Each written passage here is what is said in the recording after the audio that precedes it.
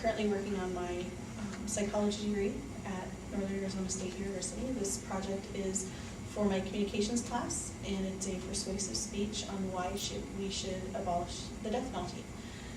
I got interested in researching the death penalty when I was taking one of my criminal justice classes, and we were assigned to watch a PBS special called Death by Fire.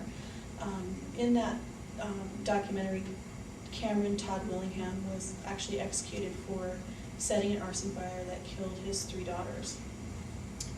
In the Innocence Project took over that and reviewed his case and found that the science behind the arson investigation was actually no longer even considered valid. It was basically voodoo science, and they found prosecutorial misconduct, as well as the sheriff and the police who did not actually investigate the crime. They took it they basically arrested him, interrogated him, and charged him.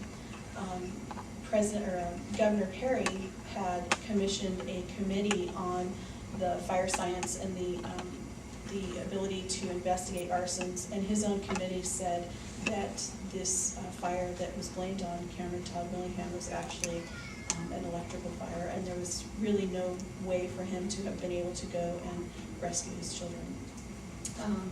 When it was brought to Governor Perry's attention, and he could have stayed the execution, and he said, "Not in Texas, we don't do that." And he was killed by lethal injection. The reason that I feel that we should abolish the death penalty is, there's several reasons. One is the inconsistency within the states that it's applied. There is no real one way that it is applied throughout the United States. The second is that in my research I've found that there's actually no deterrent for the use of the death penalty. Wrongly convicted people, there's been tons of that in the news lately where people have been wrongly convicted and released. And the 8th Amendment, which guarantees us against cruel and unusual punishment.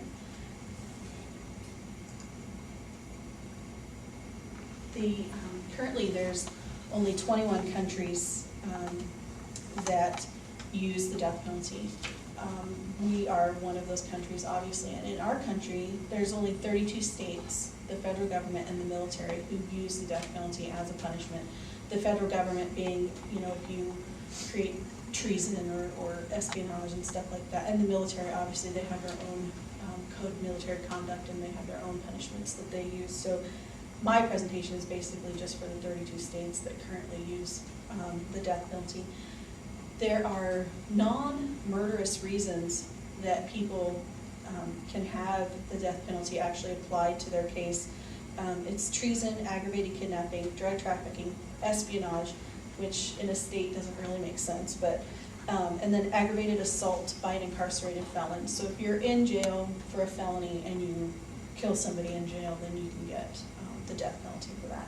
In 2002, the Supreme Court heard a case of Ring versus the state of Arizona, where they found that death penalty cases had to be heard by a jury and decided by a jury rather than by one individual person. Prior to 2002, death penalty sentences were actually done by one person, and that was just the judge in the case. And it was at the judge's discretion on whether they did or did not. So that's kind of where the application comes in. And then in 2007, in the case of Kennedy versus Louisiana, it was determined by the Supreme Court justices that the death penalty could only be used in cases where somebody was murdered. And in spite of that, there are many states that still have non-murder sentencing guidelines in effect for the death penalty. Black defendants make up 42% of death row inmates. From 1976 until now, 31 whites have been executed when their victims were black. Since 1976, 289 blacks have been executed for killing whites. So there's a huge, huge disparity between the application of the death penalty and who gets it and who doesn't get it.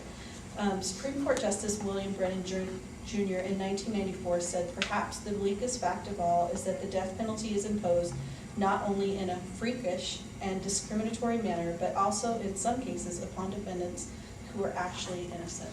So that kind of gives you an idea of what and how the justices have felt about it over the years. In 2012, there was a report that was done by the National Research Council of the National Academies, and basically they oversee all of the research that's done by different entities within our country. So it's not just one specific entity that they review. They just kind of review all reports that are done, and they found that the research methods that we've used over the last 30 years to show the death penalty as a deterrent is actually flawed.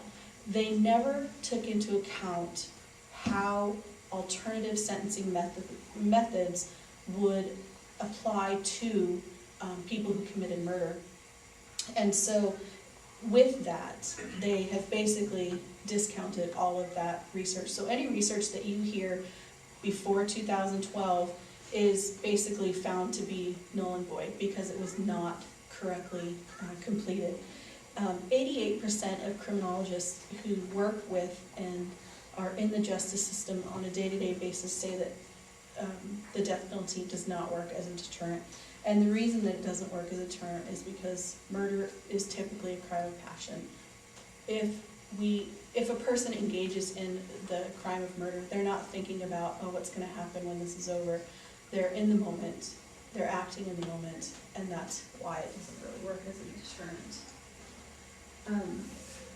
The death penalty states have also been found to have lower crime rates than non-death penalty states have actually had a lower murder rate than death penalty states. So that right there is a clear indication over the last 30 years that it really doesn't work.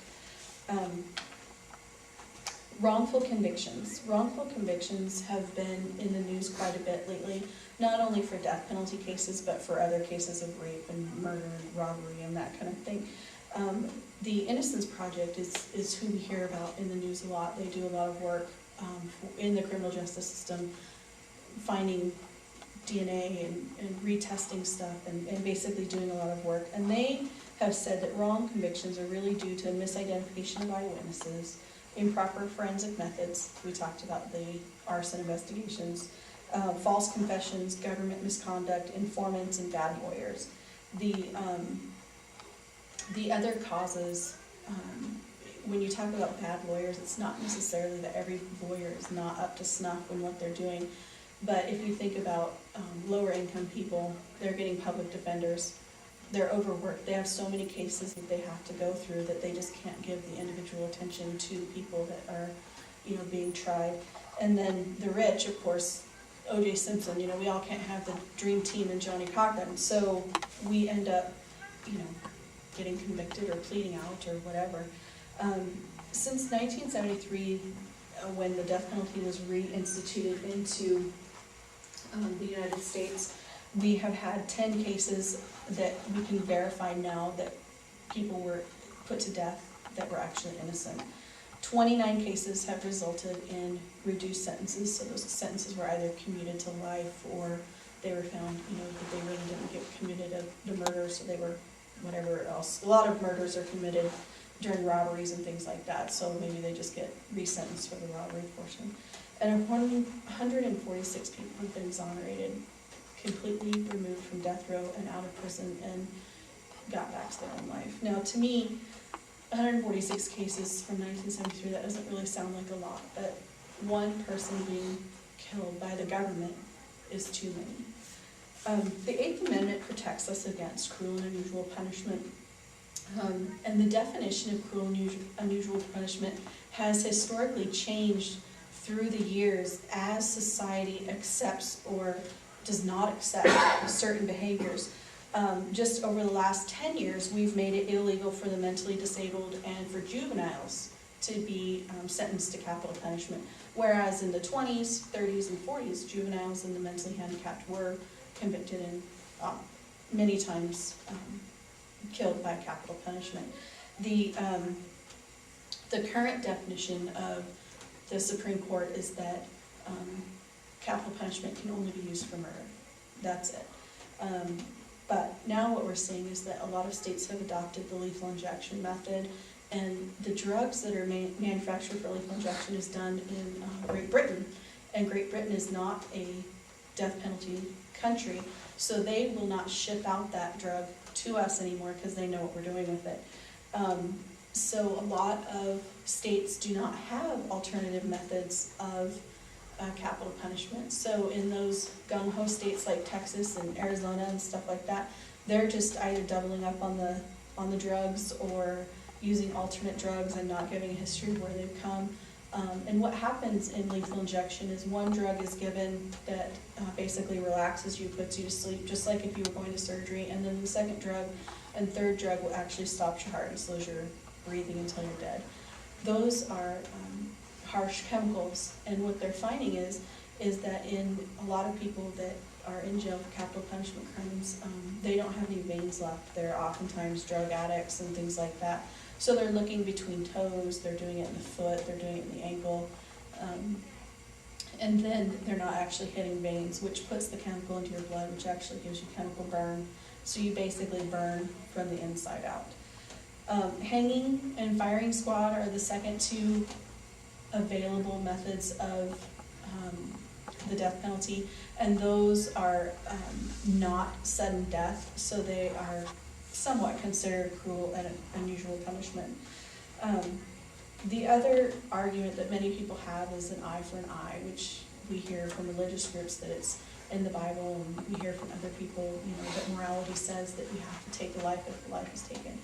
But we can obviously counter that argument by looking in the Bible and other places where it tells us that we're not supposed to murder and we're supposed to forgive and forget and that kind of thing. So that argument is really null and void, but it's one that we often hear within our country. And basically, Kofi Annan, who was the director of the United Nations, said it best. He said, "Can the state, which represents the whole of society and has the duty of protecting society, fulfill that duty by lowering itself to the level of the murderer and treating him as he treated others? The forfeiture of life is too absolute, too irreversible for one human being to inflict on another, even when backed by legal process. And I believe that the future generations throughout the world will come to agree." And basically what he's saying is, it's not right for them to murder, so it's not right for us to murder them. And it really isn't up to one person to make that final judge. And so for those reasons, I believe the death penalty should be abolished. It's not fairly applied. It's not a deterrent. Innocent people have been convicted and released. So I just encourage everyone to engage in their political process, engage in their justice system, and vote how you would want your justice system to be carried out. And for those who are interested in more information, the innocenceproject.org is a great website that has a lot of information on it. Thank you. That's it. Okay. Good.